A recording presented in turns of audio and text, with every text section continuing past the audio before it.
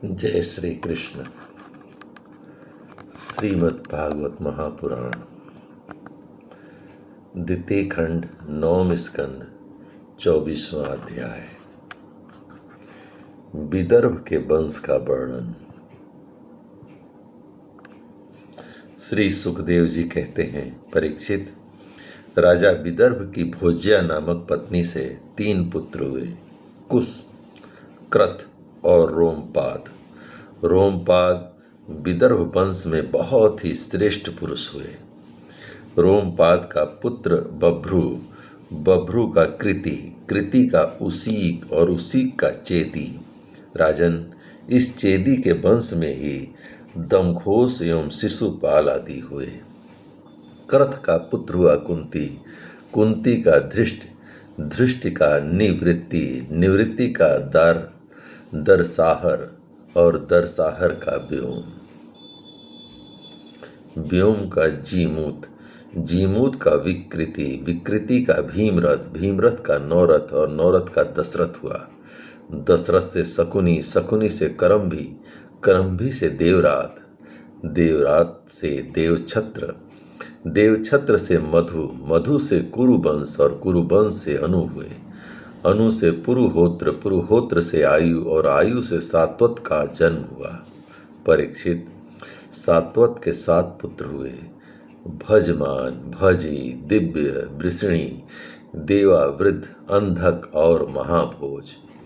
भजमान की 2 पत्नियां थीं, 1 से 3 पुत्र हुए, निम्लोची और किंकिण और दृष्टि।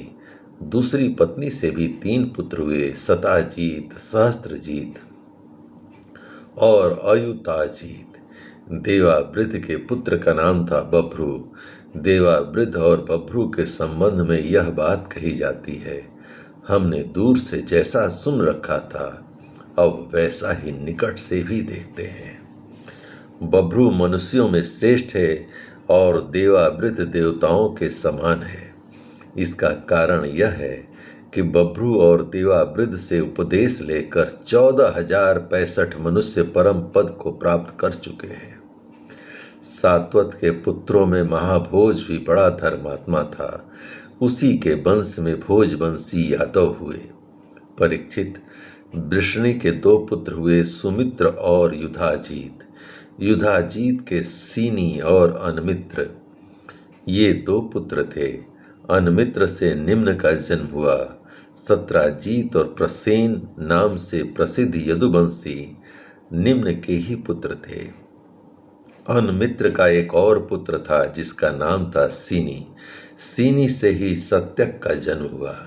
इसी सत्यक के पुत्र युयुधान थे जो सात्यकी के नाम से प्रसिद्ध हुए। सात्यकी का जय, जय का कुणी और कुणी का पुत्र युगंधर हुआ। अनमित्र के तीसरे पुत्र का नाम वृषणी था। वृषणी के 2 पुत्र हुए, स्वफल्क और चित्ररथ। स्वफल की पत्नी का नाम था गांधिनी।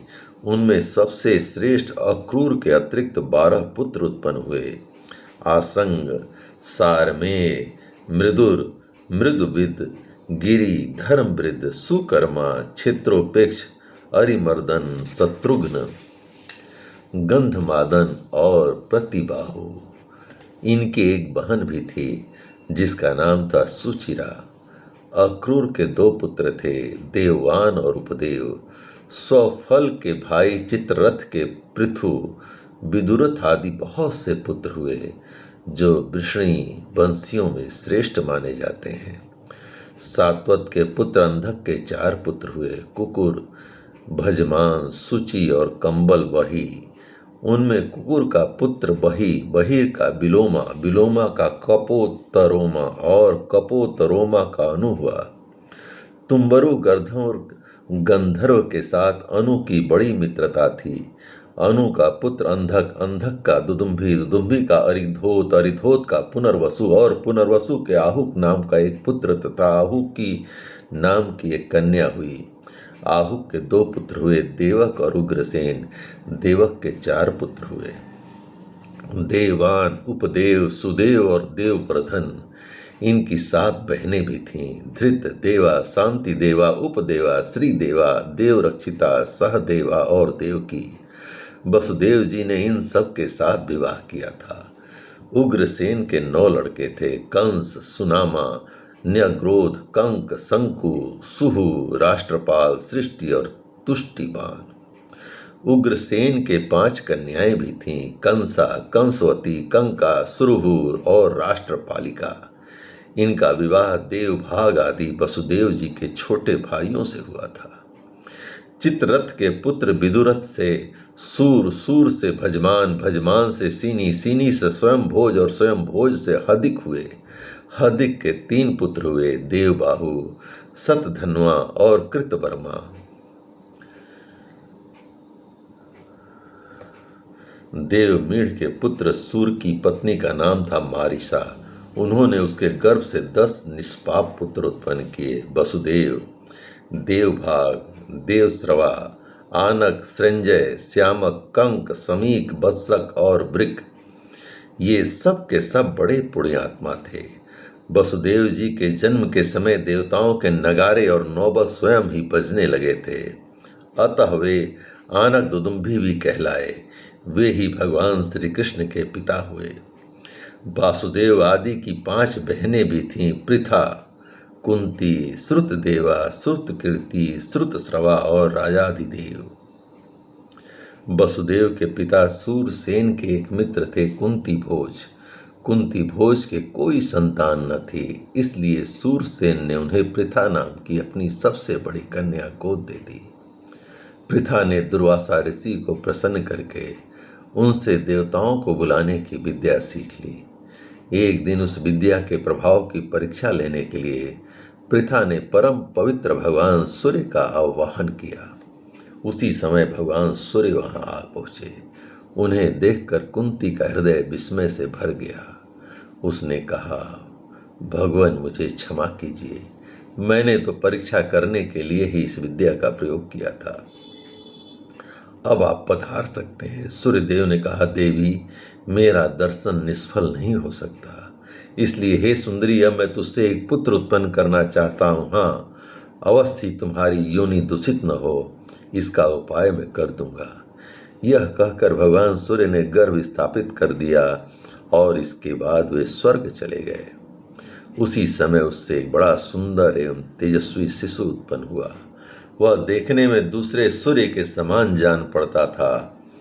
पृथा लोक निंदा से डर गई, इसलिए उसने बड़े दुख से उस बालक को नदी के जल में छोड़ दिया। परीक्षित, उसी पृथा का विवाह तुम्हारे परदादा पांडु से हुआ था, जो वास्तव में बड़े सच्चे वीर थे। परीक्षित, पृथा की छोटी बहन श्रुतदेवा का विवाह कुरुस देश के अधिपति वृद्ध शर्मा से हुआ था। उसके गर्भ से दंतवक्त्र का जन्म हुआ। यह वही दंतवक्त्र है जो पूर्व जन्म में सनकादि ऋषियों के शाप से हिरण्याक्ष हुआ था। कैकय देश के राजा धृष्टकेतु ने श्रुतकीर्ति से विवाह किया था। उससे संतरदन आदि 5 कैकय राजकुमार हुए। राजा अधिदेवी का विवाह जयसेन से हुआ था। उसके 2 पुत्र हुए, बिंद और अनुबिंद। वे दोनों ही अवंती के राजा हुए। चेदीराज दमघोष ने श्रुतश्रवा का पाणी ग्रहण किया। उसका पुत्र था शिशुपाल, जिसका वर्णन मैं पहले 7वें स्कंद में कर चुका हूँ। वासुदेव जी के भाइयों में से देवभाग की पत्नी कंसा के गर्भ से 2 पुत्र हुए, चित्रकेतु और बृहद्रल। देवश्रवा की पत्नी कंसवती से सुबीर और ईसुमान नाम के 2 पुत्र हुए। आनक की पत्नी कंका के गर्भ से भी 2 पुत्र हुए, सत्यजीत और पुरुजीत। सृंजय ने अपनी पत्नी राष्ट्रपालिका के गर्भ से वृष और दुमर्षण आदि कई पुत्र उत्पन्न किए। इसी प्रकार श्यामक ने सूरभूमि नाम की पत्नी से हरिकेश और हिरण्याक्ष नामक 2 पुत्र उत्पन्न किए।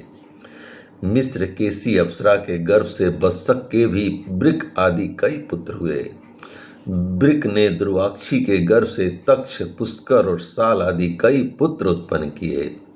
समीक की पत्नी सुदामनी ने भी सुमित्र और अर्जुन पाल आदि कई बालक उत्पन्न किए। कंकक की पत्नी कणिका के गर्भ से 2 पुत्र हुए, ऋतधाम और जय।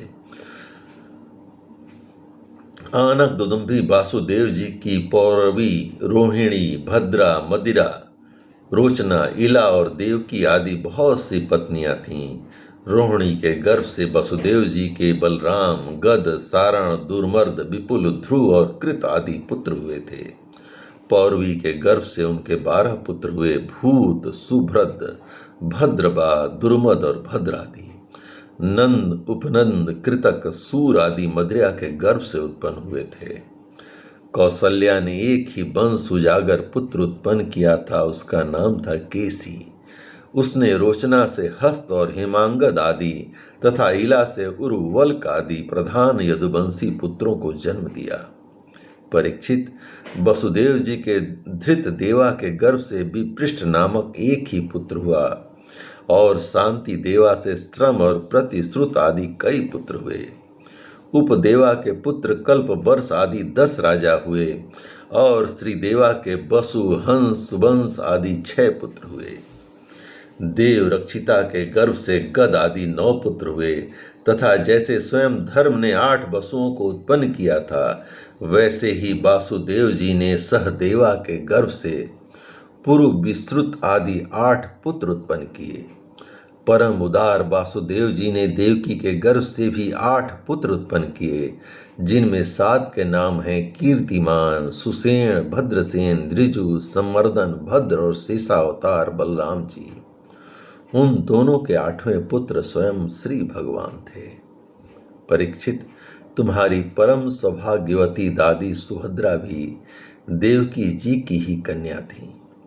जब जब संसार में धर्म का ह्रास होता है और पाप की वृद्धि होती है, तब तब सर्वशक्तिमान भगवान श्री हरि अवतार ग्रहण करते हैं। परीक्षित, भगवान सबके दृष्टा और वास्तव में असंग आत्मा ही है, इसलिए उनकी आत्म स्वरूपिणी योग माया के अतिरिक्त उनके जन्म अथवा कर्म का और कोई भी कारण नहीं है।